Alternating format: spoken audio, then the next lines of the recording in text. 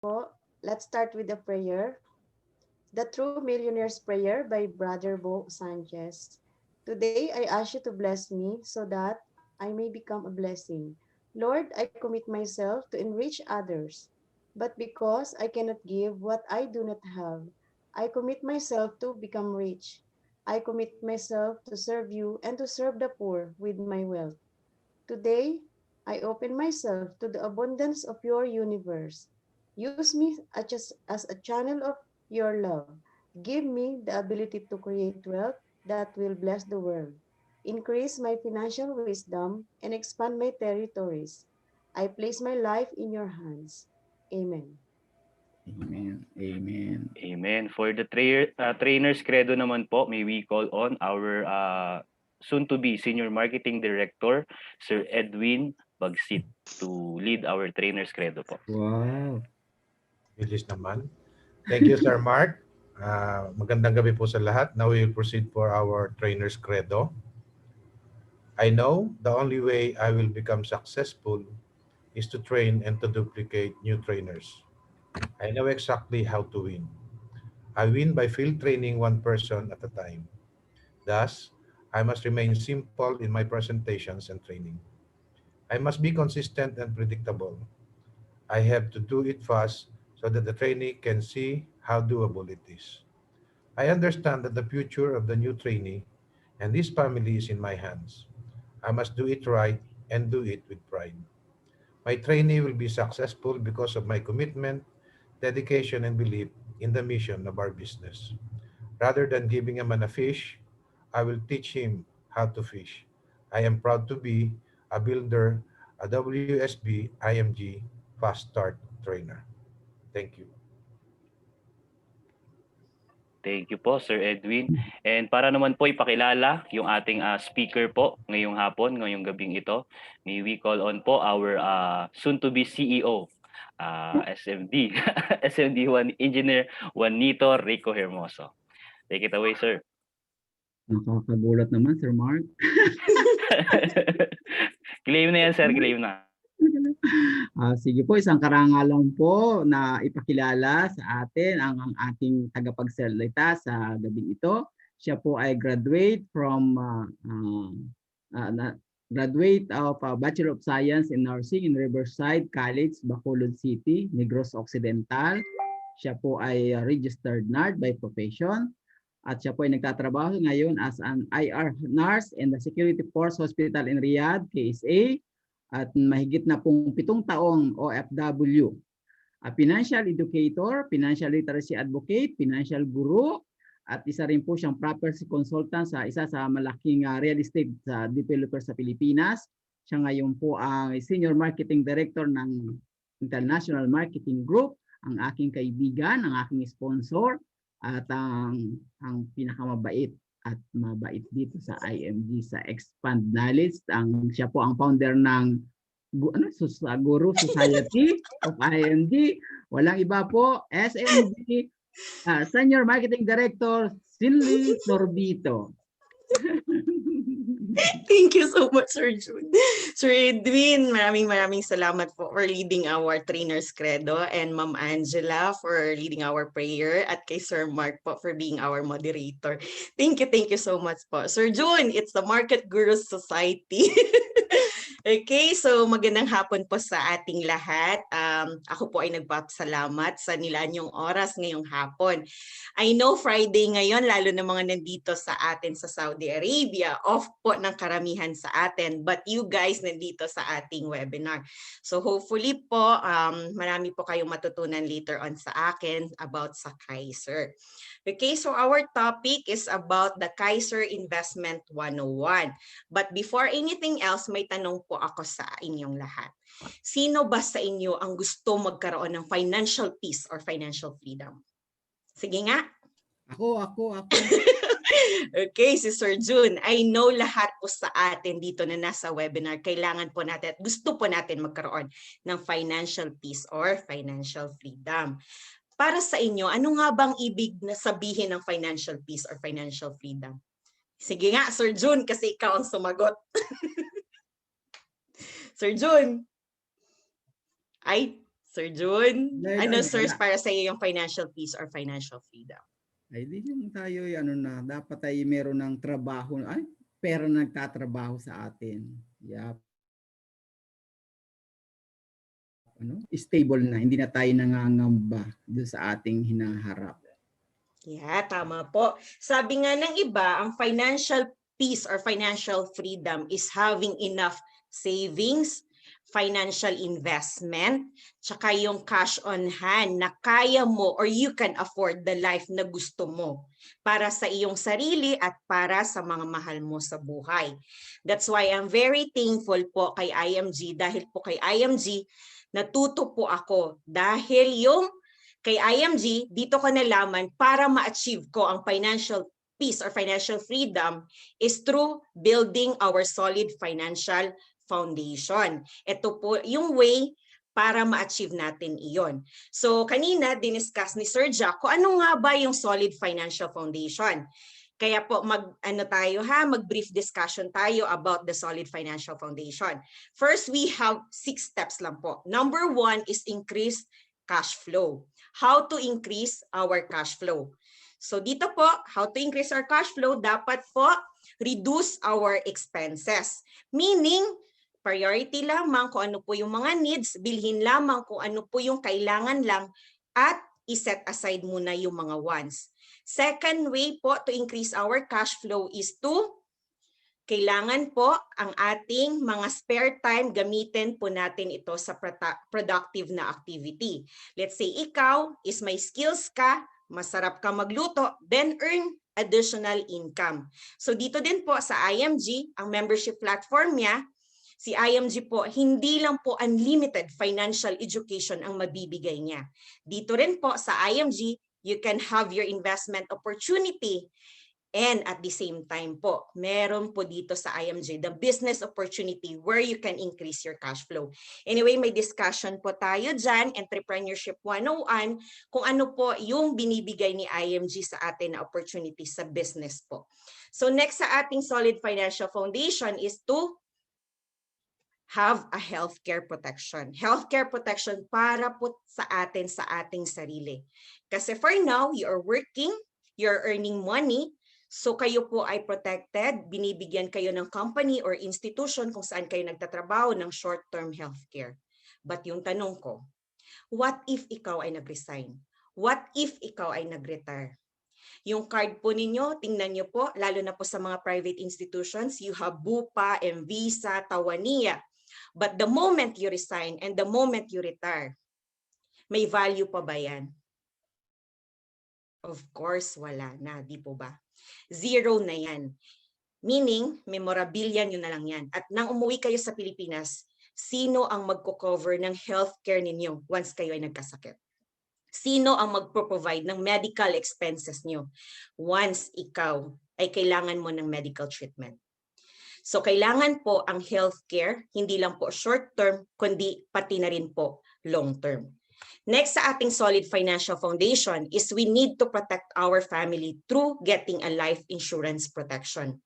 Kasi once mawala tayo, ikaw yung money machine, at ang pera or whatever na kailangan ng family mo ay may magpo-provide sa kanila. So that's the purpose of life insurance. Next sa ating solid financial foundation, you have to manage debt or reduce liability. So sabi nga kanina ni Sir Jack, dalawa po ang klase ng utang. Good debt tsaka bad debt. So dapat po kailangan natin i-manage lalo na po yung bad debt. Kasi yan po yung utang na ikaw ay lulubugin 6 feet below the ground. Next is build our emergency fund. Bakit mahalaga si emergency fund? Ito po yung sitwasyon na kailangan mo ng fund, lalo na pag ikaw ay nawala ng trabaho, nagkaroon ng sakit yung sa family nyo, meron kang mahuhugot na fund para sa mga emergency na nangyari. And at the same time, si emergency fund, yan po yung protection mo para sa mga investments po natin. Kasi pag may mangyaring emergency at wala kang pera, anong gagawin mo kay investment mo? Di po ba ibebenta po siya natin? At sa kasamaang palad, sa napakababa pang halaga. Emergency pa ba ang tawag doon? Hindi na, diba? So here po, you're working, you're earning money, so we need to build up our savings and investments. Kailangan po natin mag-invest ngayon pa lang hanggang sa hindi pa huli ang lahat. Kasi there are some people na nagsisisi. They are 60 years old na, hindi pa rin nakapag-invest. So for now, build your savings and investments. Okay? So sino nga ba si Kaiser? So si Kaiser po is considered our complete financial plan. Bakit po? Because may tatlo po siyang features. Number one, healthcare, someone to take care of you when you get old. And then meron po siyang insurance to protect your family if you die too soon. At meron po siyang investment. Okay, so si Kaiser po, 7 years to pay po siya at 13 years yung maturity. So total of 20 years. Ang ating brand ambassador, this is Sharon Coneta Pangilinan. At si Kaiser po is accredited with the Department of Health or DOH. But since it is highly regulated financial industry, si Kaiser po is likewise registered po sa Insurance Commission at registered din po siya sa Securities and Exchange Commission on June 8, 2004 as a healthcare provider with an authorized capital stock of 160 million. So imagine, triniple po ni Kaiser yung minimum requirement ng SEC na 50 million. So ito po si Dr. Leah Uy. Kaiser's Board of Directors are seasoned expert in the medical field services. In the healthcare industry, its President and Medical Director, Dr. Leah Uyulu. He is a seasoned HMO executive and prominent doctor. Outstanding Tomasian 2019 given by the University of Santo Tomas. So here I make an outline para po mas mabilis nyo po siyang maintindihan and at the same time po mas mabilis ko po siyang i-discuss. So here we have the accumulation period. Then next period is the extended period. For the accumulation period, clear po sa ating contract na 7 years lang po tayo magbabayad kay Kaiser. Then on the second part, we have the extended period. Extended period from the 8th year to 20th year. So i-discuss din natin dito sa extended period yung mga benefits na makukuha natin. Then third part is the long-term care period. Dito po ninyo ma-appreciate yung investment ninyo kay Kaiser. And lastly, ang mga other informations na kailangan ninyo pong malaman. Okay, first is the accumulation period. So sabi ko nga kanina, clear sa contract natin na 7 years lang po tayo magbabayad kay Kaiser. So look at the illustration here sa aking presentation. This is the average plan, Plan K100. Actually, marami po tayong plan 45K to Plan 1 million. So Plan K100 is the average plan. So mag-decide po kayo na ito yung kukunin yung policy. Yung membership fee nito is ang total contract price is 411,750. The annual payment nito is 58,800 mahigit. So ang mode of payment, marami pong klase. Pwede po siyang monthly, pwedeng semi-annual, quarterly, annual, or spot cash. So here po, during the accumulation period, sabi ko nga kanina, clear sa contract natin na magbabayad lang po tayo ng 7 years. So our policy holder, he started the investment at the age of 22.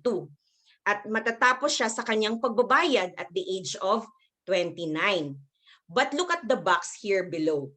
Imagine, during nagbabayad ka pa lang kay Kaiser, meron ka ng 10 benefits na makukuha niya. So i-discuss po natin one by one. First is during the accumulation period, one of the benefits is the annual physical examination. Libre po ito. So dito po sa annual physical examinations, free po ang laboratories like CBC, urinalysis, kung gusto nyo po patingnan yung ihi po natin, stool exams or fecalysis, and then libre din po yung diagnostic study like chest x-ray.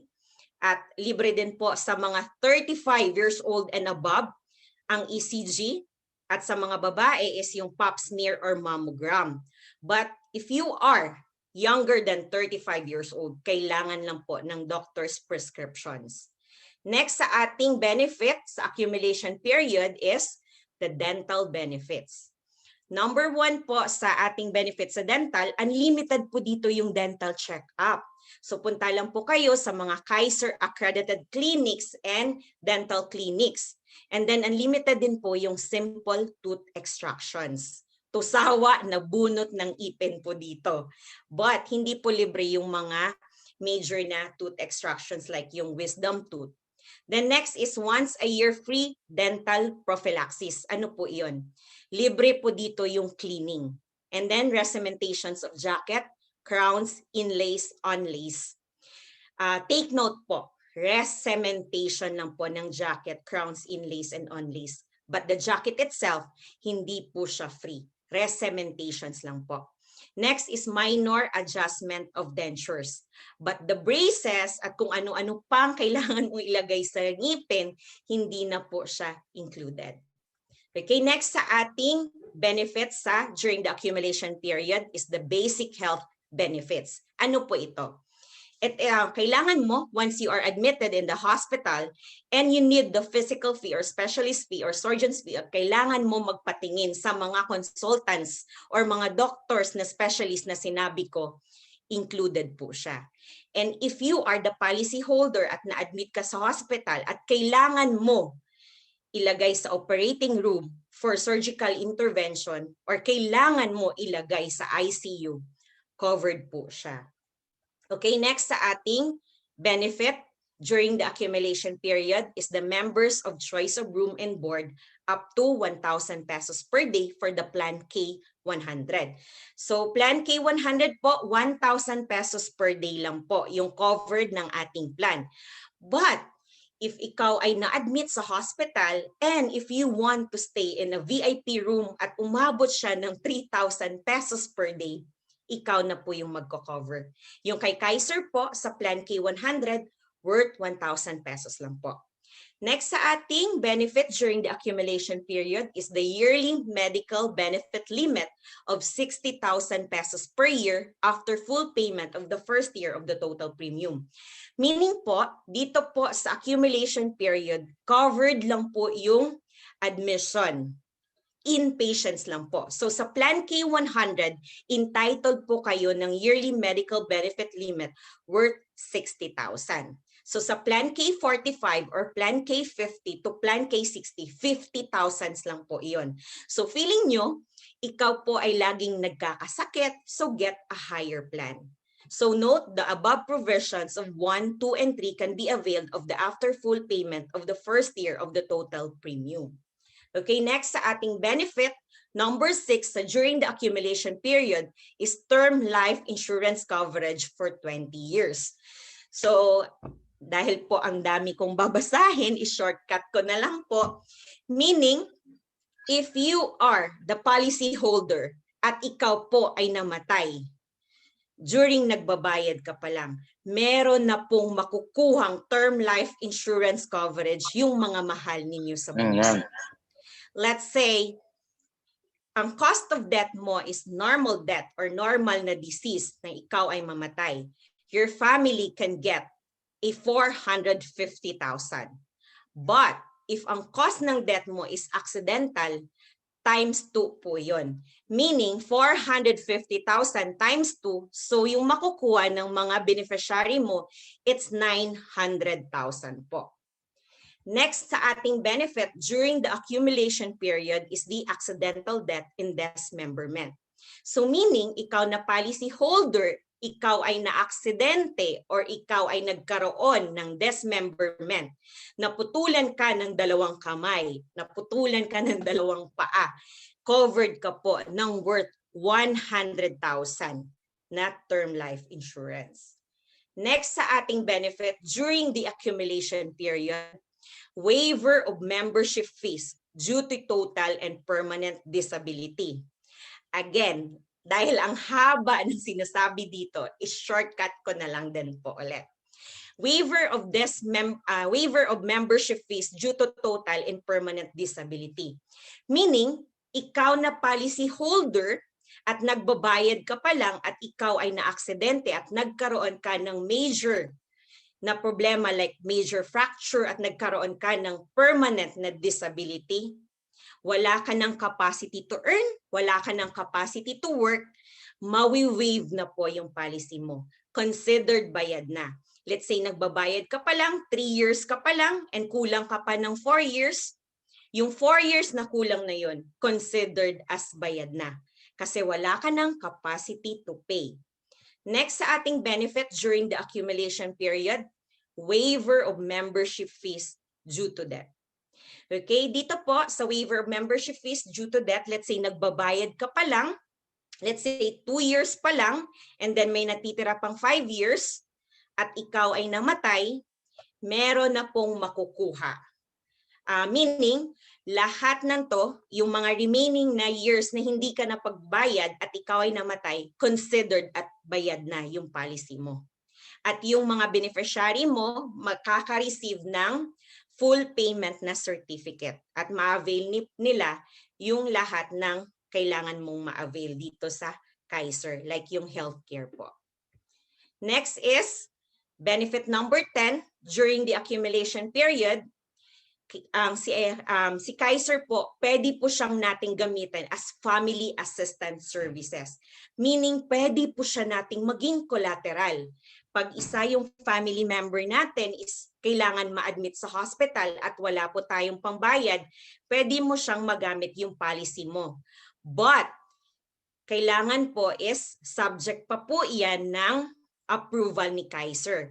So here po, ito yung mga kailangan natin i-comply. Policy should be in active status and plan should have completed at least 1 year payment. Nominated patient must be an immediate family member of the policyholder or within the first degree of consanguinity. Meaning po, immediate family paggamit ng policy. And policyholder agrees to avail the service sectors and affiliated network of hospitals. So, kailangan po yung puntahan po natin is accredited lang po ng Kaiser. Then, assistance to be provided by Kaiser shall only be to the extent of the allowable benefits due to the plan holder under his policy. Prior to discharge of the nominated patient, payment should have been settled to Kaiser. So Kaiser's approval to avail of such assistance must first be obtained by the member and the issuance of LOA will then be given. So subject pa po ito ng approval ni Kaiser. So here the summary ng mga benefit natin during the accumulation period. So imagine habang nagbabayad pa lang tayo, meron na po tayong nakukuhang benefit kay Kaiser. So si Kaiser po, hindi lang po siya long term, meaning short term din po siya. If kailangan natin ng admission during nagbabayad tayo, pwede po siya nating magamit. So here is the benefit. Number 1, annual physical examination. Number 2, benefit dental benefits. Number 3, basic health benefits. Number 4, members of choice of room and board. Number 5, yearly medical benefit. The number 6, term life insurance coverage. Number 7, accidental death and dismemberment. And number 8, waiver of membership fees due to death. And number 9, waiver of membership fees due to total and permanent disability. And lastly, family assistance services. So clear po ba yung mga benefit natin during the accumulation period? Okay, so next we will go to the extended healthcare coverage period. So ano po yung extended healthcare coverage period? Ito po yung from 7th year to 20th year. So ano po yung mga benefits natin? Dito na po magmamature yung policy po natin. So here yung mga benefits natin during the extended period, isa-isay natin to maya-maya. So number 1, you can have the long-term care benefit value, yearly healthcare hospital benefit limit, long-term healthcare experience incentive hospital benefit limit, Then benefit number 4, you can have a lifetime network access. And number 5, cost-free health benefits and additional yearly healthcare hospital benefit. Okay, so here during the extended period, you can have a yearly healthcare hospital benefit limit, meaning 10% of the long-term care benefit value earned starting from the end of the accumulation period and every year thereafter up to 20th year. So meaning po, at see the illustration here sa aking presentation, from the 8th year, meron po tayong makukuha na 10% ng ating plan, name ng plan natin. Marami ang nagtatanong sa akin, Shinli, bakit 10% lang ng plan name? Bakit hindi yung 10% ng total contract price? Again po, Kaiser is designed as a long-term healthcare. At si Kaiser po, imagine, from the accumulation period, 10 na po ang benefits na nakukuha natin. So meaning, si Kaiser po is well-designed and well-planned. Kasi kung ibibigay ni Kaiser yung 10% ng total contract price, of course, ano po yung mangyayari sa atin, sa Kaiser? Mawiwendang din po yung company, malulugi din yung company. So here po, that's why po ang ginawa ni Kaiser is 10% po ng plan name natin. So plan K100, ang 10% ng 100,000 is 10,000. So from the 8th year, you can have the 10,000. At ika-9th year, again, another 10,000. And then ika-10th year, another 10,000 and so on and so forth hanggang sa umabot ng 20th year. So the total of 130,000. But tingnan nyo po, next sa ating benefit during the extended period, accumulated po yung health benefit natin. So see the illustration here sa baba. Di po ba 10,000 yung nakukuha natin from the 8th year? So here, another, may bibigay po siya na accumulated health benefits. So 10,000 plus the 10% ng 10,000 is 1,000, di po ba? Plus yung 10,000 sa ika-9th year, so total of 21,000. So 21,000 plus yung 10% niya po ulit na 2,100 plus yung 10,000 from the 10th year, so magiging 33,100 po siya. And so on and so forth. So ika-20th year or during the maturity, yung makukuha mo na accumulated health benefit, it's 269,750. At hindi lang po siya 130,000, kundi 269,750. So next sa ating benefit during the extended period is the additional yearly healthcare hospital benefit. It is a benefit other than the yearly hospital care benefit limit at the end of the accumulation period. So dito na po pinapapasok ni Kaiser yung investment natin, yung binayad natin during the accumulation period sa mga mutual fund companies. So the mutual fund companies, return of investments po sa atin from 3% to 12%. So here po, binigyan po tayo ng earnings ni Kaiser ng average. So 8% po. So 8% ng total contract price ng plan K100, di po ba it's 411,750? So 8% nun is, look at this illustration, sa yearly health bonus. Ang 8% ng 411,000 is 32,981. And then, provided that Kaiser investment earning is higher than 3% per annum, bibigyan pa rin tayo ulit ni Kaiser ng approximately 3% po ng ating investment per annum. So 3% ng 411,000 is 11,793 from ika-9th year. So kung kita po yung dahil healthy ka, and again, hindi mo nagagamit si policy mo, for the ika-10th year, kumita ulit yung investments mo kay Kaiser, ibabalik ulit ni Kaiser yung 3% ng earnings po natin. So ika-10th year, meron pong nakuha yung policy holder natin ng 12,100. And take note po, accumulated din po yung health bonus na nakukuha natin. So 32,981, di po ba 8% po ng 411,750? So here po, 10% po nito plus yung 11,793, kaya sa accumulated health bonus from the 9th year, meron po tayong makukuha na 48,072. At again, dahil nga healthy ka, hindi mo nagagamit si policy mo, ininvest ulit ni Kaiser yan, yung pera natin, yung 48,000 mo, tumubo ulit, plus 10% nito, plus yung 3% sa ika-10th year na 12,100, the total will be 64,980.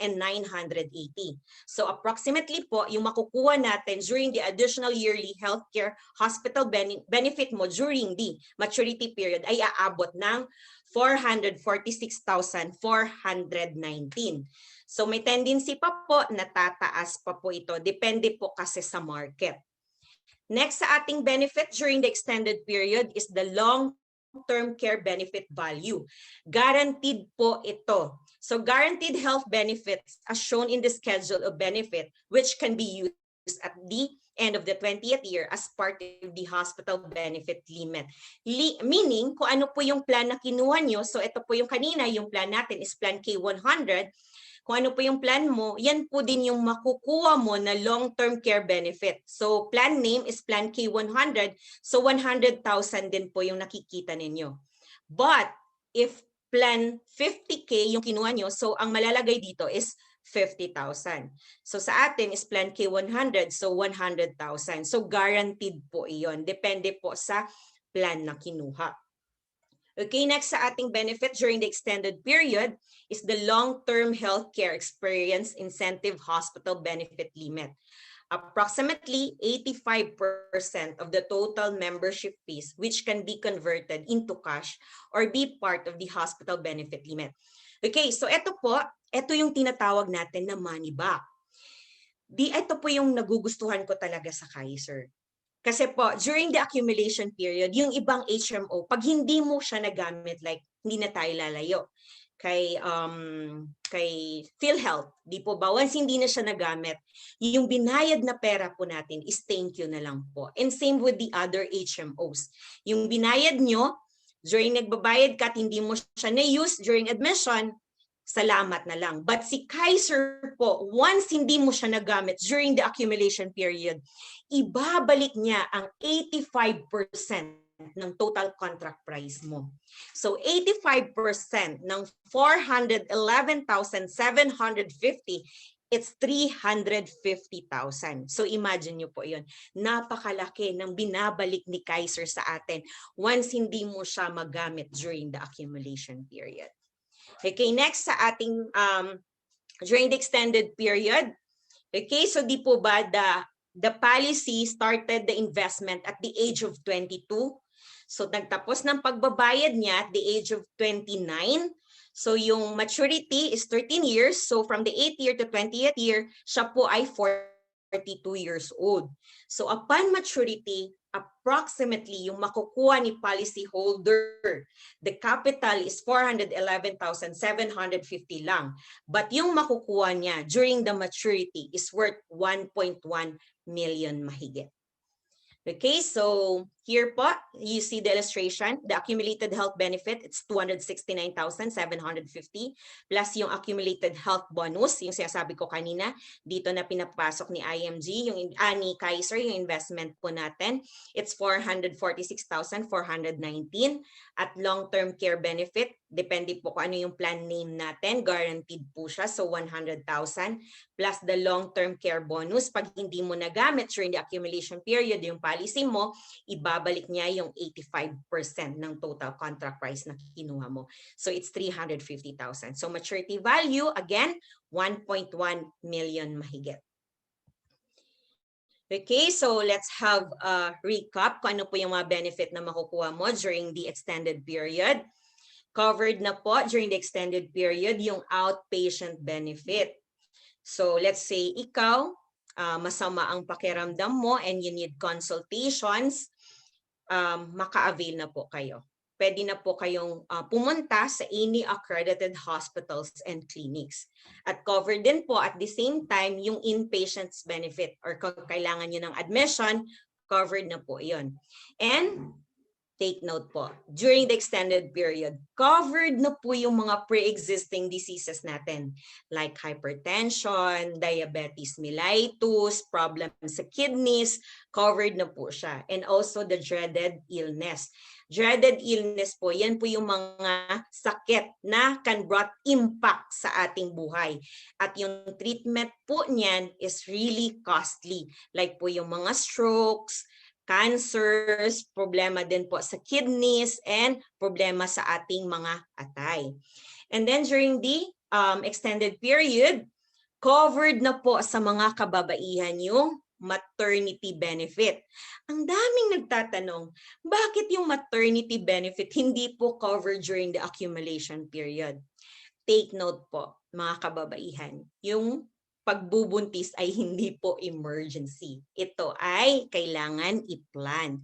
So, yung maternity benefit, covered siya during the extended period. Okay, so during the extended period, covered rin po yung dental benefit and annual health benefit plus the additional health benefit. At meron po tayong makukuha na long-term care benefit, long-term care bonus or the money back, and the additional health benefit. So sabi ko nga kanina, during the extended period, ang pre-existing medical condition is covered na po. Ito. Ano po yung pre-existing medical condition? Those illnesses or injuries considered to be in existence prior to the effective date of the bago may po a pre-existing medical condition. Next is any professional advice or treatment was given for such illness or condition. So sabi ko nga kanina, if you are diabetic or if you are hypertensive, meron na po kayong tinitake na mga maintenance like yung metformin, yung sa mga hypertensions, yan ng gamot sa hypertensions, yan po iyon. So yan po yung mga pre-existing medical conditions. And such illness or conditions was in any way evident to the member before the effective date of the contract. The pathogenesis of such illness or condition started whether or not the member is aware of it. Next is, ito po pala yung mga sample ng pre-existing diseases. Bronchial asthma, yung may mga sakit yan sa may mga asthma. PTB, yung pulmonary tuberculosis, COPD, lahat yung tatlong ito is problema po sa ating respiration. And then diabetes, thyroid diseases. So napakarami ng mga pre-existing diseases po. At ito naman po yung dreaded diseases, yung sinasabi ko kanina na prolong yung treatment. It's really costly. It can brought impact sa buhay po natin. At kung magkakasakit ka nito, like let's say stroke, naku, napakatagal ng treatment din po. Lalo na po pag malaki yung major na tinamaan sa utak po natin, yung sa brain po natin. So diabetes mellitus, central nervous system lesion, yung mga cancers, napakamahal po ng treatment nito. Chronic pain syndromes, etc. and etc. Okay, so again, summary extended period, annual health benefit, long-term care benefit, long-term care bonus, and additional health benefit. So napakarami po ng benefits during the extended period. Hindi lang po yung accumulation period. Marami din po tayong nakukuhang benefit during the extended period. Okay, so nag-mature na yung policy mo. We are given 3 options. Number 1 options is withdraw the entire maturity value. So depende po sa inyo kung anong gagawin nyo during nag-mature na yung policy nyo. If you want to withdraw the entire maturity value, well, tapos na din po yung kontrata niya, yung relationship guys, sir. So eto, option number 2, withdraw only a portion of the maturity value. Meaning, portion lang po. So let's say, yung pera mo during the maturity period worth 1.1 million at kailangan mo worth 500,000 pesos and the remaining will be more than 600,000. So ang natitira is i-repose or reinvest ulit yun ni Kaiser. So ang natitira, yun lang po yun ulit yung yung investment mo na kay Kaiser kasi kinuha mo na po yung 500,000. Next sa option, you can retain the maturity value with Kaiser. Meaning, stay put lang. Hayaan mo lang siya. Kaya kanina, di ba, sa sample po natin, sa presentations po natin, nag-mature yung policy niya at the age of 42 years old. So meaning, siya ay capable pa to work. So, what do you call this one? Covered pa siya ng company or institution kung saan siya nagtatrabaho at meron pa siyang short-term healthcare na binibigay sa kanya. So, hindi pa niya gagamitin si Kaiser. So, rini-retain niya muna or stay put niya lang muna yung pera niya. 0.1 million na to, i-repose ulit ni Kaiser or reinvest niya po ulit sa mga mutual fund companies at niya approximately ng return of investment na around 6 to 12% interest rate per annum. Anyway po, pag once nag-mature yung policy mo, bibigyan naman din po tayo ni Kaiser lang lahat ng computations ng kita natin during the extended period. Okay, so here, the long-term care period, dito nyo na po na ma-appreciate yung investment nyo po kay Kaiser. So, kanina na sinabi ko, nag-mature yung policy holder natin at the age of 42. So, hinayaan niya pa rin yung investment niya kay Kaiser. So, at the age of 60 years old, imagine yung 1.1 million niya, magiging 6.4 million mahigit. And then, hindi pa rin siya nagkakasakit. He's very healthy po. Walang vices, wala siyang walang stress.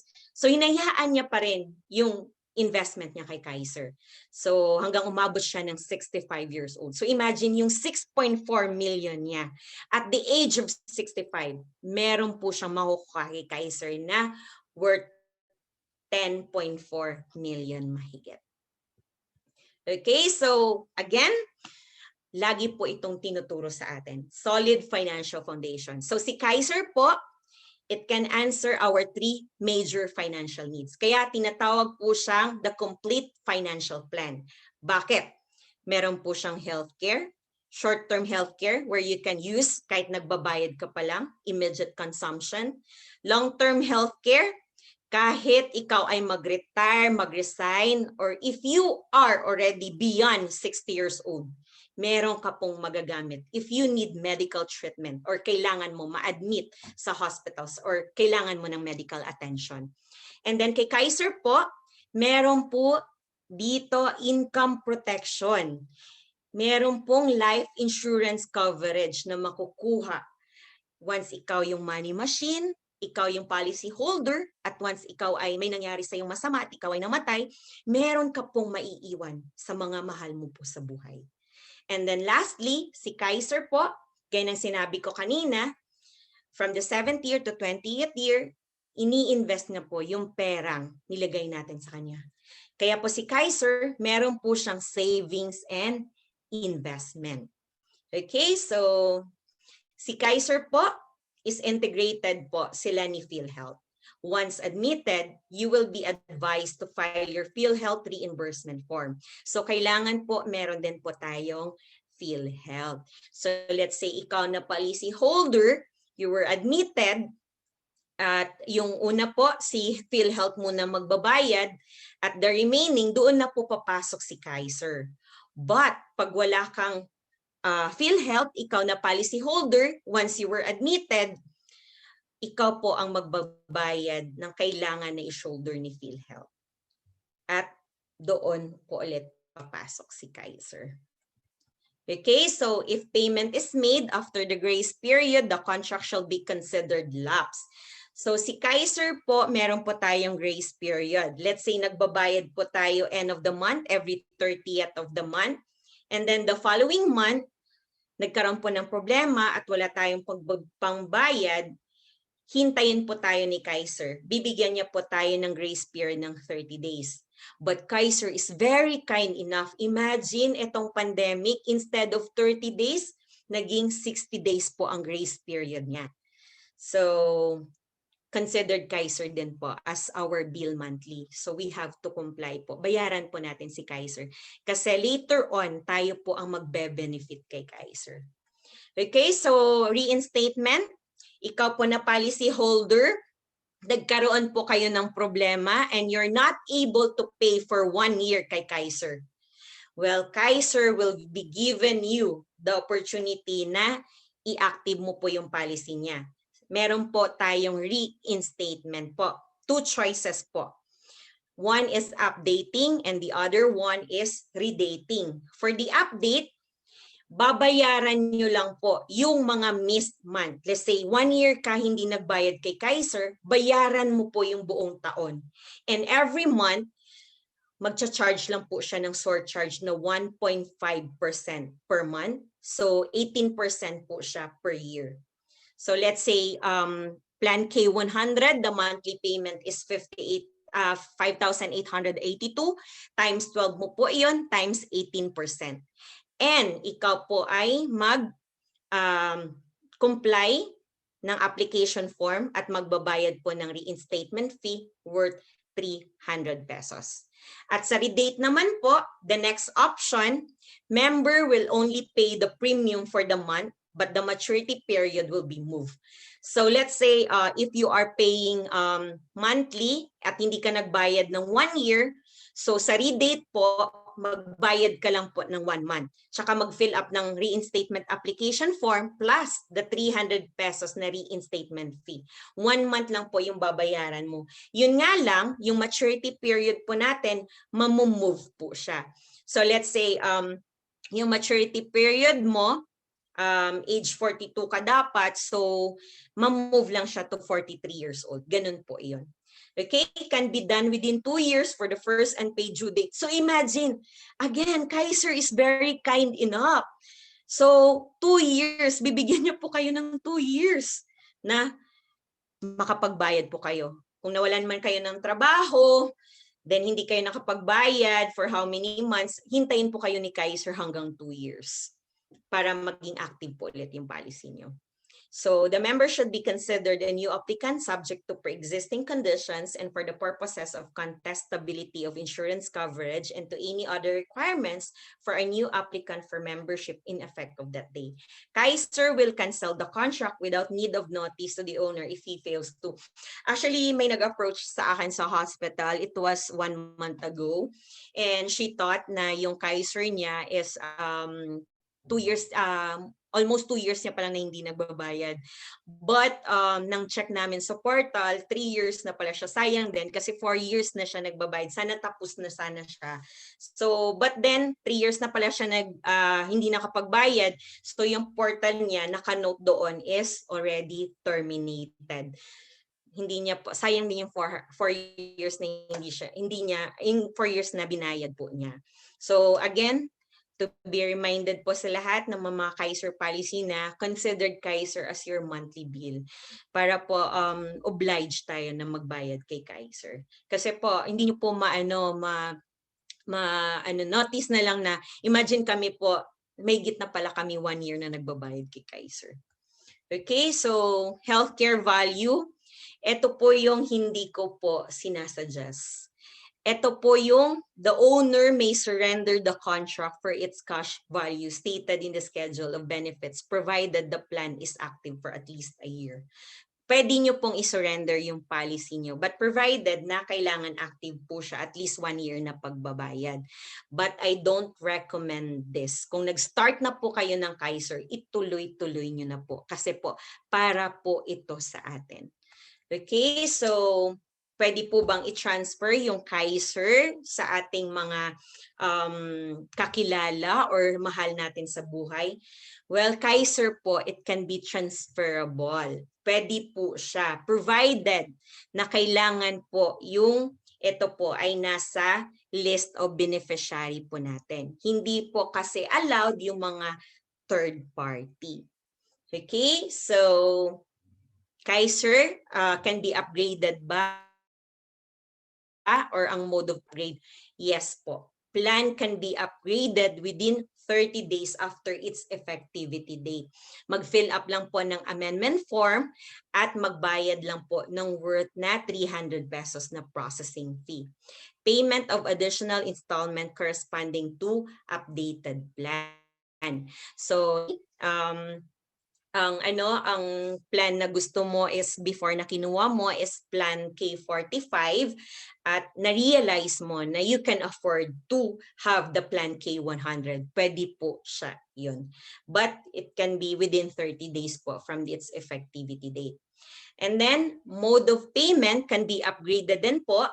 If within 30 days after purchase, filled up lang din po ng amendment form. And payment of additional installment due to corresponding to the amount of the updated mode of payment.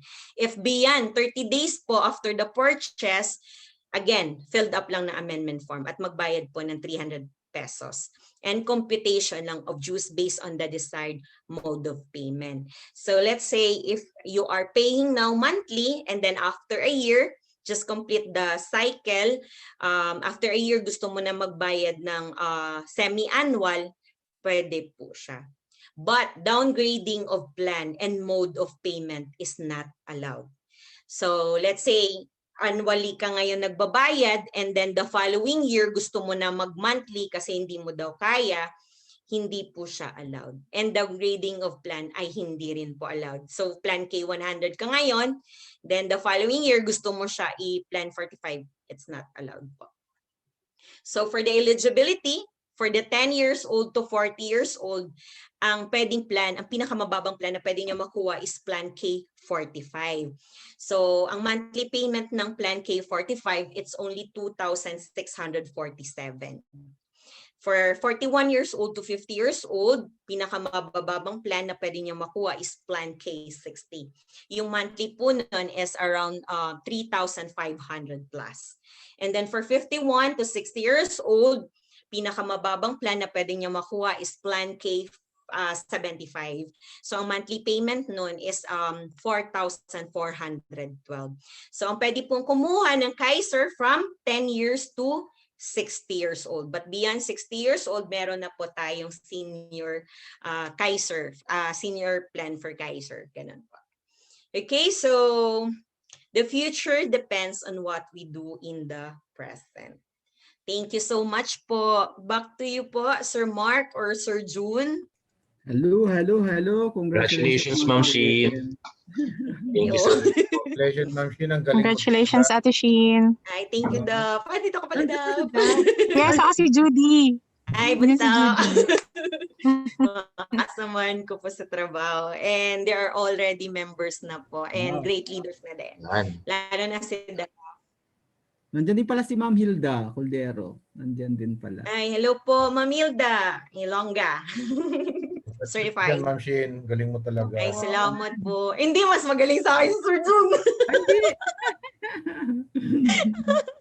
Susunod si Ma'am Daphne naman magsasalita. Si Ma'am Yeah. Love me. Daphne. Sunod. So we are already having 25 participants. So sino po yung mga leaders, yung may mga invite or guest po ngayon? You can shout out po. Si Ma'am Kathleen nandiyan din pala. Ay, hello Kat. Good evening po. Good evening po. Ay ga. Gabi na sa Philippines pero gising pa din. Thank you for attending, Kat. Oo nga. Ben. Thank you Kat for attending. Yung may mga question, yung may mga shout out po, yung may mga bisita, i-shout out na po. Tumahimik. Mga bago. Oo, basta Q&A Sir June laging tumatahimik JK Ginto, parang bago siya. So baka may... leader po namin. So, yeah. Actually po, senior nurse ko po. Kasama ko po sa department. Yan. Charge nurse po namin din. Benji, si Sir Benji Flores ba ito? Benji Sir Benji. Flores? Siya Benji Flores ba to? Opo, sir. Oh, Ito wow. yun. Ay, Sir Oo. Benji pala. Wala. Welcome back. Wow. Nabuhay. Oo, medyo ano lang. Kumusta, sir? Tuloy-tuloy lang Ayos lang tayo. po. 3-3 lang. Nakaisa ka Galing, na. ang galing nung nung nag-discuss ngayon Maingay. Ma'am Shane. Salamat.